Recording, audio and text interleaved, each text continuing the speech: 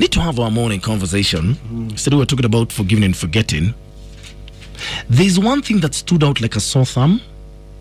No lady called in. No lady called in, and I want to know why. Is it because men keep it in and it just boils and boils and rises like a volcano, and one day it's got to burst, and that day was yesterday when they just had to express themselves? Or is it that ladies are able to just keep it in and keep it in check? Why didn't you call in, ladies, yesterday?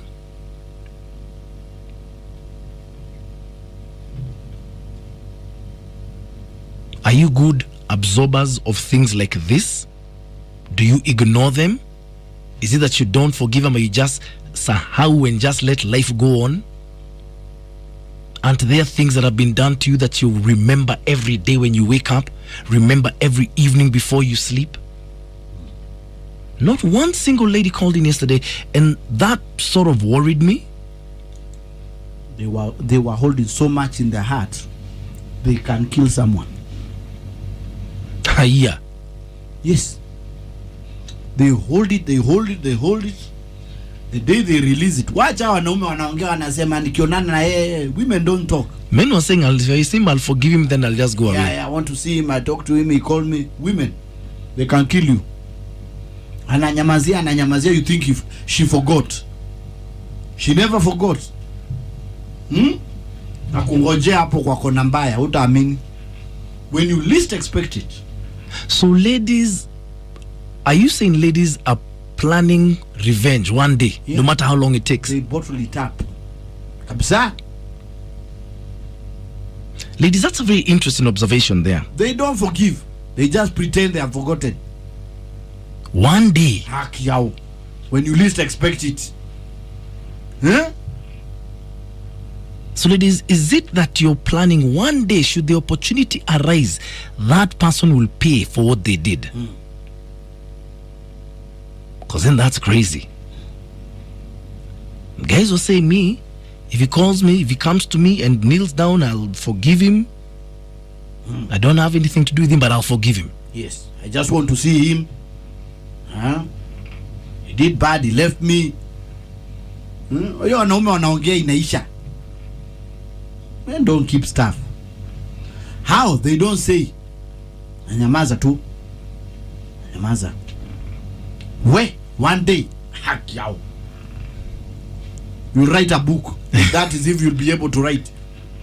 Ni talent. Is that your approach to being hurt, girls? That's what I want to know this morning. You've hurt them real good. Hey. When I assume. They assume. Even you assume they've forgotten. You forget. As a man, you forget. We forget. She has not forgotten. The day she revenge, even your relatives. Wataandika vitabu hao wenyewe. Your entire clan. Watakuwa kisema. They'll use you as an example. Vile ulitufanywa. How true is that, ladies? True story. Why don't you give me a call? Let's talk about it. 0711-046-105. Ladies never forget, and they plan revenge one day, no matter how long it takes. And they don't forgive. They keep it in You must pay. You must pay one day. Hi. Guy, that's scary.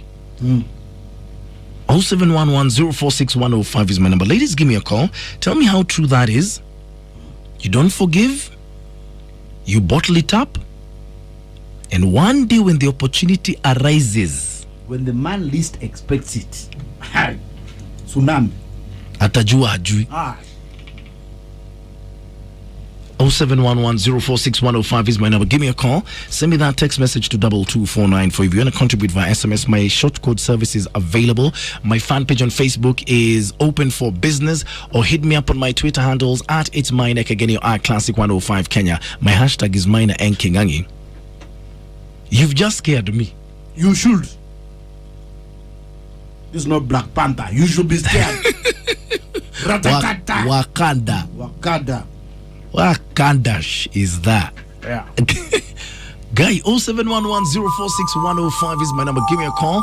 My short code is 22494. Twitter handles at It's My Neck again, at Classic 105. So, ladies, why didn't you call in yesterday? Well, let me say, ladies never forgive. They never forgive. If you hurt a lady, you'll pay for it one day. One day. As we continued with our morning conversation yesterday, one thing I noticed is the ladies didn't call in. Let me say it's because, ladies, they never forgive. What they're going to do, they're going to keep it in them.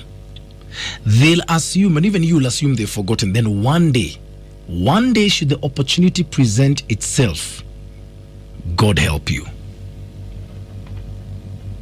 Morning Wakanai, big Waka Pump. I can see you on Twitter saying, Ebu call in Wakanai. I'm not even going to read your tweet. Ebu try and call in. Tweeting, they're saying, when a woman decides to revenge, even Satan himself takes a seat to watch from a distance. Because when a woman decides to take revenge, you won't like it. Wouldn't matter how long she's going to take to revenge, she will.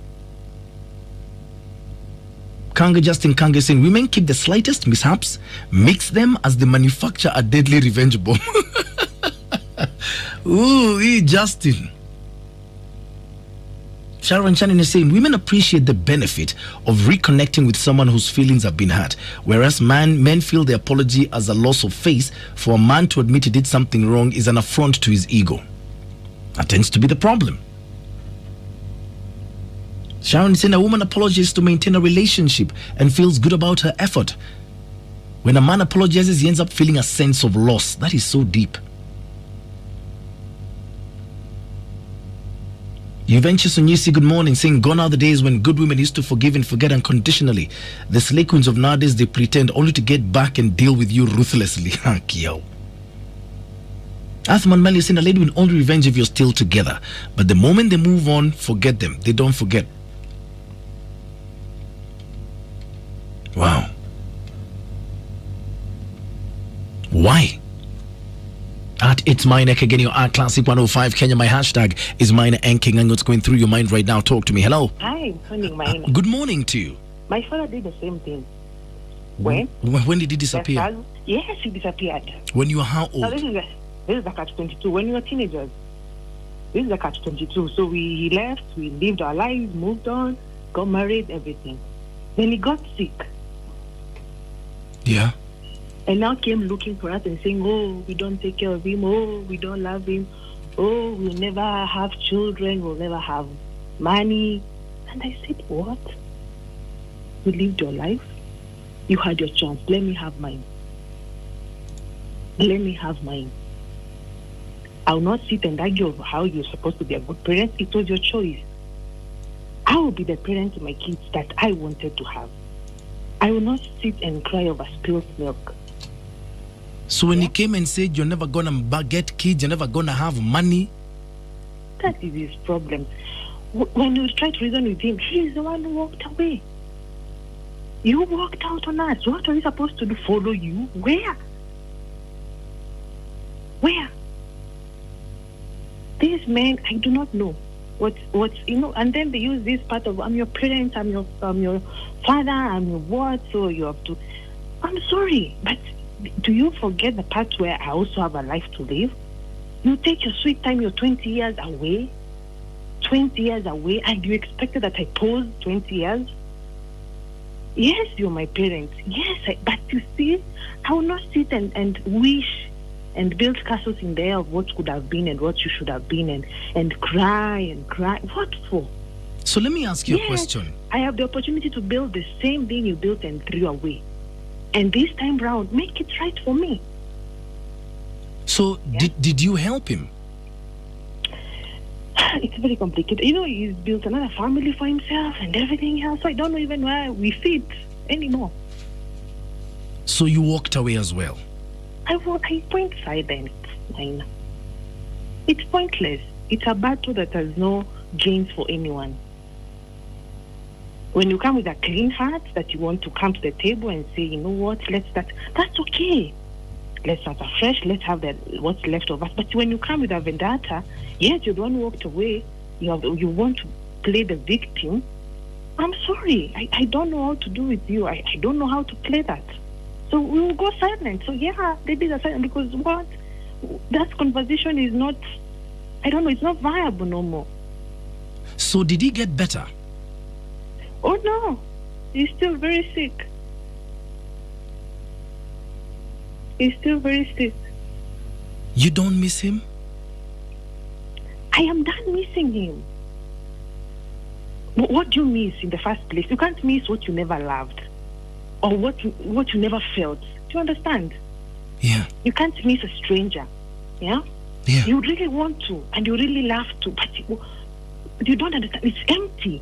You instill nothing. So what you miss what you know you loved and you used to have. So you say, I miss the days you have to have. I miss what you used to be. But otherwise, what do you miss? There was nothing there to miss. It's just perfect strangers. I do not know what it feels like to have a father. And I'll never know, and I've come to peace with that. Okay. Yeah. Okay. Yeah. Thank All you. right, Say thank hi you. to Kingangi. Okay. Salimeka. Guy.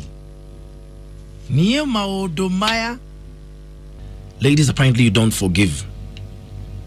You keep it inside there and tell the revenge to start doing push-ups. Because they're going to come. We just go to your tweets. Nimon Jeroga saying, I never forgive. I never forget. I live knowing one day I'll take revenge to everyone who made me cry or hurt badly. Guy, that's scary. Here? Kang Kung is saying, sometimes you look at the person and swallow your pride. Preach, you're saying, we women have that heart of not forgiving, unlike men. A man can easily forgive and forget, but for a woman, no. She'll take revenge and leave a mark in you. Fear a bitter woman who's planning revenge. Lazy Elizayao is saying, man, we don't forget until we die. Forgetting is our weakness. My dad left us 28 years ago. I don't even know him. Do you think I'll ever forget that feeling? Hell no. Shiko Inene is saying, today's conversation has just reminded me of a wound I got deep in my heart, and for real, I'll never forget that nigga. Wow. Man, there's so much bile here, it's crazy. Zippy said, it's true, we never forget. I've noted everything painful that's ever been done to me in my diary, including the date, month, and year. The revenge I'm planning is still doing push-ups. What?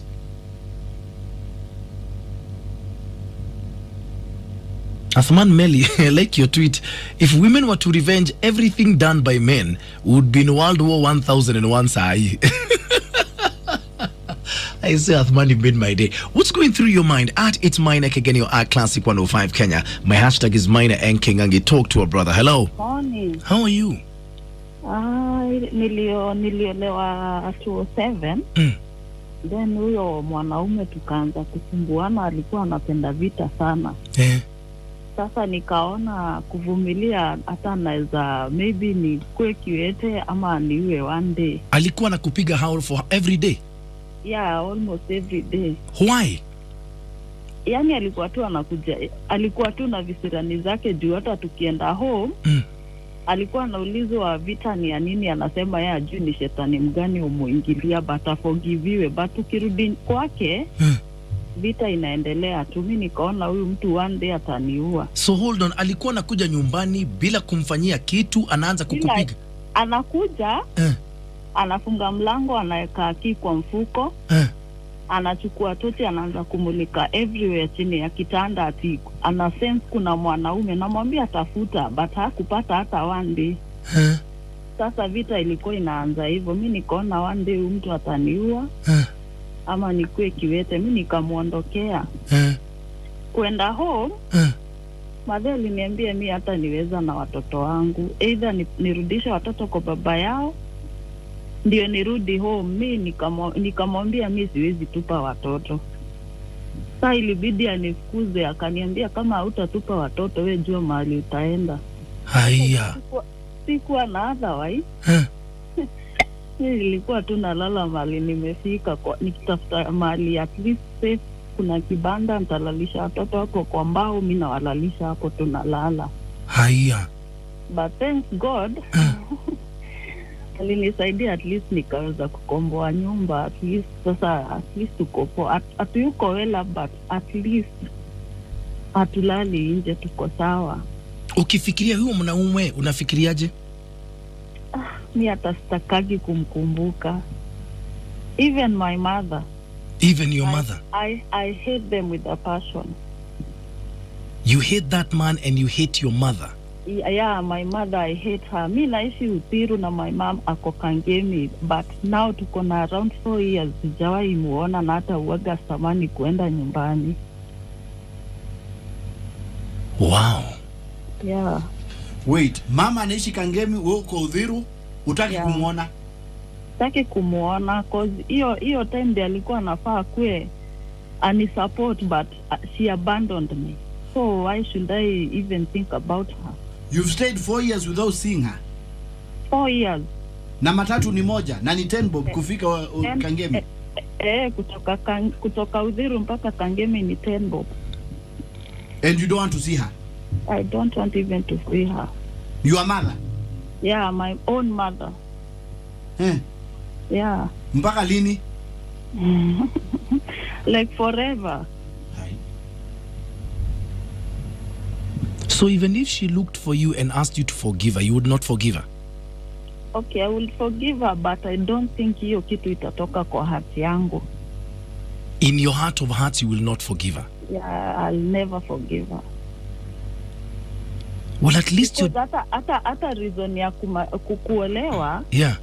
Me, I don't know what happened between yeye na my grandmother. So mtu wowote home mwenye anaitwa Njeri, cause my grandmother anaitwa Njeri. Yani ana hate kila mtu mwenye anaitwa Njeri. Sasa mimi ndio nilikuwa in trouble cause tulikuwa tunaishi na yeye. Sasa mimi ushindwa, why do we suffer juu ya kitu yenye hatujui? But I'm the one who suffered most. Okay. At least hata reason ya kuolewa niliolewa juu ya vile alikuwa ananitesa. Mimi nikaona wacha nimuondokee. Okay, at least you're doing better. And thanks for sharing your story with me, eh? Yeah. Hey. Oh, man, we've had this morning and yesterday and Tuesday. I'm trying to wonder the size of the problem. And the more I try and think about it, the more worrying it becomes. Twitter is on fire. Phone lines are on fire. Are we ever going to deal with it? That's my question. At It's Mine again, your Art Classic 105 Kenya. My hashtag is Mine Anking. I contribute to the debate going on there because I'd love to hear your opinion. There are diverse opinions there. Go and check them out and give your own. But right now, the final word. Hello. How are you? Hello. Good morning. Good morning. How are you? I'm fine. I never met my father. For once, and then my mother maybe dealing with issues of being in a relationship after another. She would give birth to us and dump us at my grandmother's to be in. So I was raised by my grandmother from the time I was 3 weeks old. Yeah. Yeah. We were. Hold on. You were raised by your grandmother from when you were 3 weeks old. I was dropped to my sister's back when she was 8 years old and taken to my grandmother. My sister walked to my grandmother's place. And I never saw. Yeah. She walked from where to where? Not me, my sister. Yeah, your sister. Our firstborn sister was 8 years old that time. Your sister walked from where to where? We were living in Nakuru, so I can't even really tell the distance, but probably it was about maybe from one estate to another, like walking from Umoja to another place. And then she just made sure that she she stood at a distance to make sure like my sister got the house right. Junajua ni tule tu rent or tule tu nyumba. Yeah. So she just made sure that my sister got the house right, and she was like, nenda kununua unga chapati, nikuje niwapikie chapati. And then my sister just walked into my grandmother. My grandmother, all she would do was just receive us and start raising us. She had no option. And she would disappear and show up when you're like 3 or 4 years. You don't even know her. Or when she will show up, like in my case, she showed up when I was almost turning 2 years and she was already heavily pregnant with another child. Yeah. Yeah. And after that, she had 2 more babies. We were all born from different men. I understand. Maybe she had her issues. But you see now, where we are right now, what I relate so much with everybody who called in is the fact that even if you forgive your parents, fortunately or unfortunately, my mom died when I was 14 years old. I'm sorry to say this, but I didn't miss her. I don't miss her. I have nothing to miss. And if she was alive today, I don't know what my relationship with her would be. She didn't know the cost of my education. She didn't know the cost of me crying at night when I was sick. She doesn't. My grandmother did that for me. So what is there to mend with her? What are we trying to repair here? So do we go back and start all over again? Like when I get tonsils at night and get burning fevers, and then it starts warming kitambas for me or getting aspirin for me. Where do we start? Okay, what I would want everybody to realize is, even if you forgive, especially the parents, you can never forgive the consequences of being abandoned, because you live with it every day of your life. You understand? Like Yeah. my father, yes, I understand. He came into a relationship that a woman was already given birth with other men and stuff and all that, but he knew I was born. Because every time he met with my auntie in Nakuru, he would say, najua mmepeleka mtoto wangu wapi? Najua mlimali mpaka mlimpeleka high school. I've never met him, but he knew I was born. But he never showed up in my life. So even him, what business do I have? But you see, right now, I'm 38 years old. I am married, thankfully. I have 4 wonderful children. But do you know I have to keep running away from 2 very disappointing human beings who never showed up and never stood up for me? I don't have that. Do you know my kids think I was born by my in-laws because they don't know my side of the family? You understand that? Yeah. Yeah. They actually think, oh, you and dad, who is older? Yeah. Yeah. Because ukitaka hata kusema unataka kuwapeleka ushago, unawapeleka wapi? What you do is you try and make relations with uncles that are there in your family. When it is time for your orashu, it's drama because every born uncle wants to grab it. Do you understand? The problem is not forgiving the act that was done. The issue is, how do you handle the consequences of that abandonment for that person who never laid a foundation for you? And the problem is, the moment, because as a human being, you try so much to run away because you try and do things differently. Like I try and run away from what my mother was doing. I want to make sure that I'm there for my children. On a daily basis, I am reassuring them. But because I never got it from her, how do I even know I am doing the right thing? Do you understand? I understand. Exactly. So when I am dating, how do I even know how to relate with a man and I never actually saw a man in my life? I never know how a woman treats a man. Because if I was in a formal marriage, like where I see, oh, a man comes home in the evening, he's tired, he's angry, he's moody. This is how a woman behaves. You understand? Yeah. Yeah. Right now, what backup do I have? None. None. So that's, I'm telling you, I listen, especially there's a gentleman who called in yesterday and was saying he has forgiven the father and he wants the father to stay away because he can't deal with it. That boy, that young man is still dealing with the consequences of being abandoned, because every time you face a situation that actually requires of that parent figure, you go like, no, where is this one? A few years ago, my brother passed away, unfortunately, and we had to go looking for him. Those are the consequences of irresponsible parenting, and I pray that our generation will do things differently. So now, I'm like, okay, me and my sister have to go comb the morgue to look for my brother, and I'm like, where is the parent for this boy? And he should be dealing with this mess in the first place. Why am I dealing with somebody else's mess? You understand? Yeah. Yeah, because when you're a parent and you do not do your part, the ripple effects go very far away. Believe you me, they go 100 years. Because the ripple effect, if I am not doing something right now, it translates to my children. When it translates to my children, that means even then they carry it forward.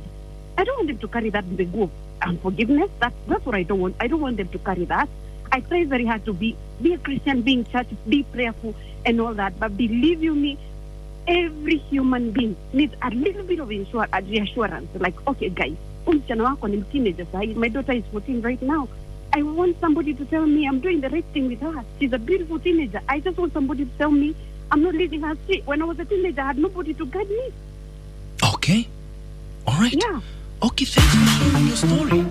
Thank you.